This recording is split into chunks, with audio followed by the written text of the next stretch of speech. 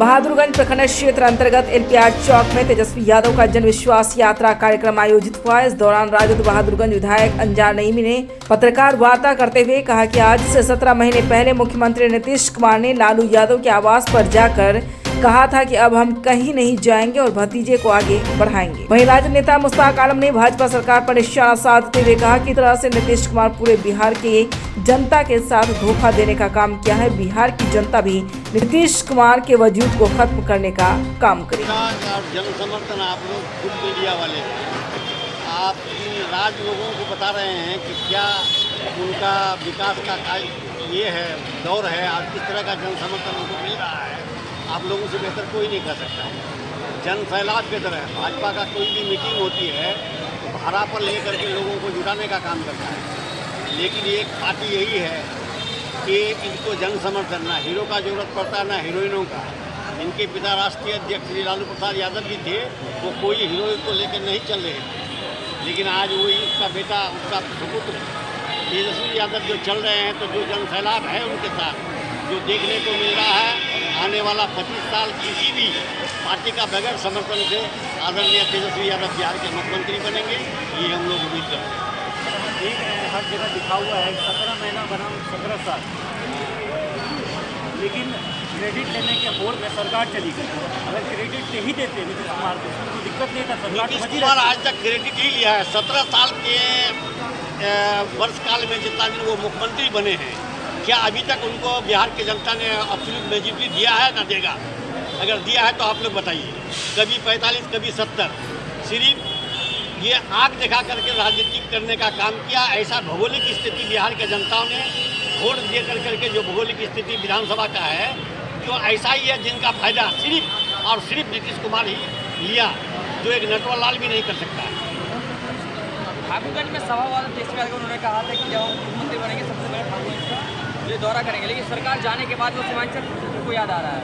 सरकार जाने के बाद नहीं, क्योंकि तेजस्वी यादव भी ऐसा है कि बाप पर केस, बेटा पर केस, बीवी पर केस, मुकदमा पर केस, आज ईडी, कल आईडी, कल सीडी, क्या नहीं, पूरा देश एक तरफ और तेजस्वी यादव एक तरफ, और अकेले सबका चीज़ का सामना कर रहा है। बावजूद इसके भी पैदल चलकर, गाड़ी में चलकर पूरे बिहार का सफर कर रहा है। क्या ये बिहार की जनताओं के लिए काफ़ी नहीं है?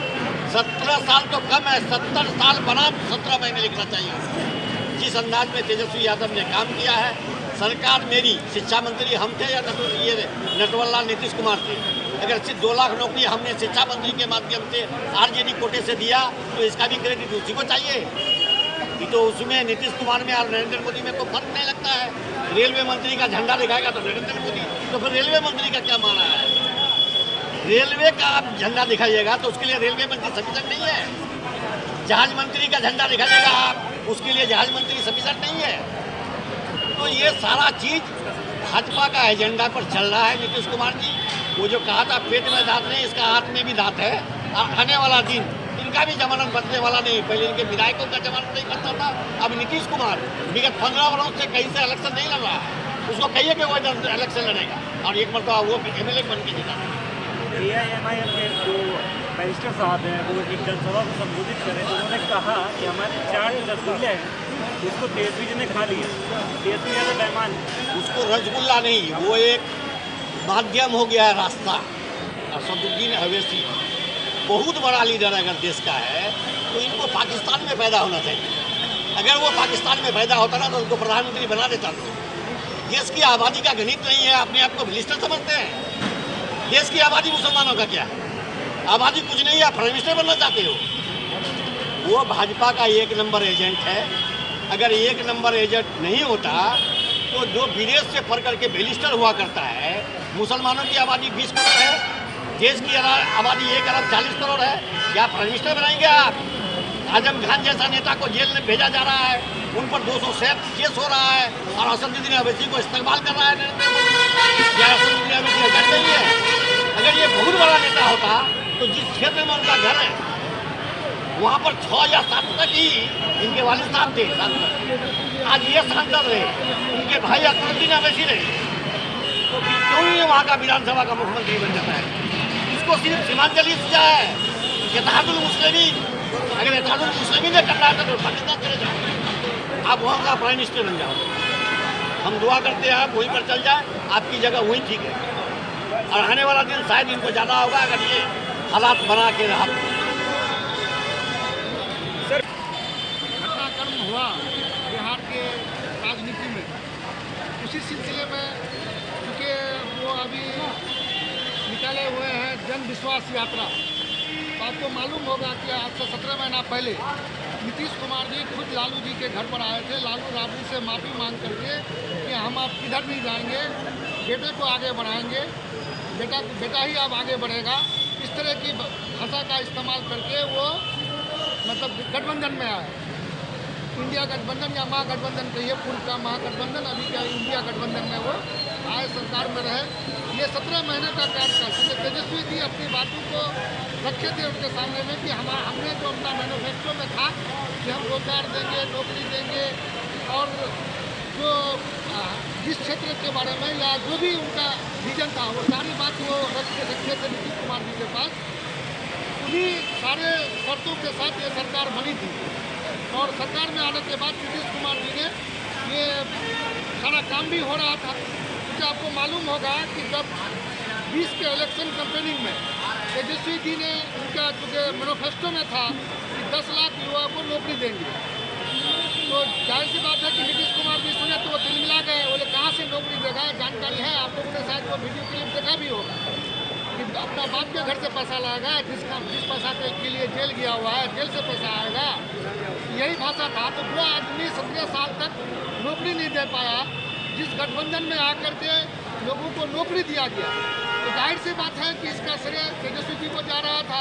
तो उनके पेट में ऐंठन होने लगा, उनके पेट में दर्द होने लगा कि ये जो सारा श्रेय तेजस्वी को जा रहा है, जबकि नौकरी मैं दे रहा हूँ।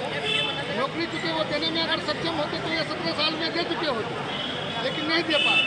तो जाहिर सी बात है कि ऐसी स्थिति में तेजस्वी जी के कार्यकाल में जब नौकरी मिला तो लोगों का जन समर्थन भी था उनके साथ। तो इनको ये परेशानी लगने लगा, पता नहीं क्या उनके मन में आया, वो गठबंधन फिर वो पलटी मार करके वो एनडीए की तरफ चले गए। तो उसी क्रम में हमारे नेता, प्रतिपक्ष के नेता पूर्व मुख्यमंत्री तेजस्वी जी जन विश्वास यात्रा में निकले हुए हैं। लोगों का अपार जन समर्थन मिल रहा है, जिससे काफ़ी वो मतलब गदगद हैं। तो इसी कड़ी में आज LRP उनको आना है, इधर से वो गुजरेंगे। अभी रोड शो चल रहा है उनका, तो इसी क्रम में यहाँ से भी वो गुजरेंगे। सर, कुछ दिन पहले AIMIM सुप्रीमो असदुद्दीन ओवैसी ने राजद और कांग्रेस पर आरोप लगाया कि वो सिर्फ मुसलमानों को बरगलाने की राजनीति करती है। इस पर क्या कुछ कहना चाहते हैं? देखिए, हिंदुस्तान के मुसलमानों को किसी भी, चाहे वो कोई भी पार्टी हो, सेकुलर पार्टी के साथ रहना ही अच्छा है। तो जाहिर सी बात है कि किसी सेकुलर पार्टी को हम लोग मजबूत करेंगे तभी हमारा विकास हो सकता है। कोई आदमी जैसे भाजपा सांप्रदायिकता की बात करती है, उसी तरह MIM भी करती है। और जाहिर सी बात है कि वो अगर ऐसा कर रहे हैं तो यही अवैसी साहब हैं कि जो 14 से पहले उसी गठबंधन में थे, कांग्रेस के साथ काम कर रहे थे। आज वो बोल रहे हैं कि वर्गलाने का काम करते हैं। तो इसके बारे में मैं ज़्यादा क्या कहूँगा, वही कहेंगे। आज हरिगंज में भाजपा के पूर्व कैबिनेट मिनिस्टर नकवी साहब आए हुए थे। जब उनसे पूछा गया कि लालू के लाल के बारे में, तो उन्होंने कहा कि उनकी दुकान रोटी पकवान है। क्या कुछ ये तो अभी पता ही चल रहा है, आप लोग खुद देख रहे हैं कि 2-2 बजे रात तक भी लाखों की संख्या में लोग मौजूद रहते हैं उनके स्वागत के लिए। तो इसी से आप अंदाज़ा लगाइए कि क्या स्थिति है उनका, क्या पॉपुलरिटी है, क्या जन समर्थन है उनको।